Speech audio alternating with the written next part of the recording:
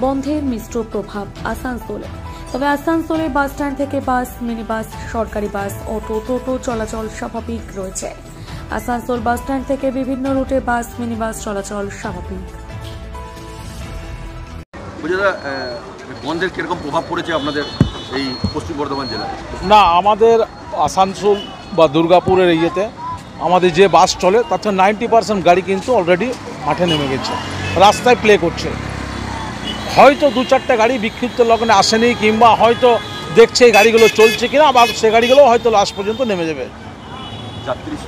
যাত্রীর সংখ্যা আগের তুলনায় আগের দিন যেরকম আছে আজকেও সে একই রকম আছে। কেন এর আরেকটা এইখানের মধ্যে আছে, আমাদের বাঙালিদের মনসা পুজো আছে। মনসা পুজোর আজকে বার আছে, মানুষ এখান থেকে ওখানে যাওয়া আসা করছে, তার জন্য আমাদের যাত্রীর জন্য কোনো অসুবিধার ব্যাপার নেই।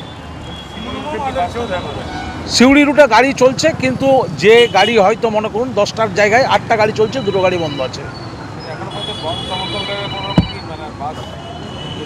না, আমাদের সঙ্গে তারা কোনো রকম বাধা দেয়নি। কালকে ওনারা এসেছিলেন, আমাদের কাছে একটা বলেছেন যে এইটা আপনারা সমর্থন করুন। আমরা কিন্তু বলেছি যে না, আমরা এটা সমর্থন করতে পারবো না।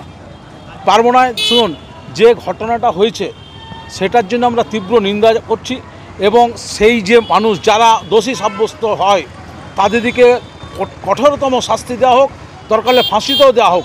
কিন্তু মনে করুন যে জিনিসটার বিপক্ষে কালকে যে মনে করুন টোটাল 5 জন আমাদের পরিষেবা না পেয়ে, মানে মেডিসিন পরিষেবা না পেয়ে ডাক্তারিখানায় 5 জন মারা গেল, তাদেরও পরিবারকে আমাদের তাহলে সরকারের পক্ষে দেখা উচিত যে এই লোকগুলো যে মারা গেল।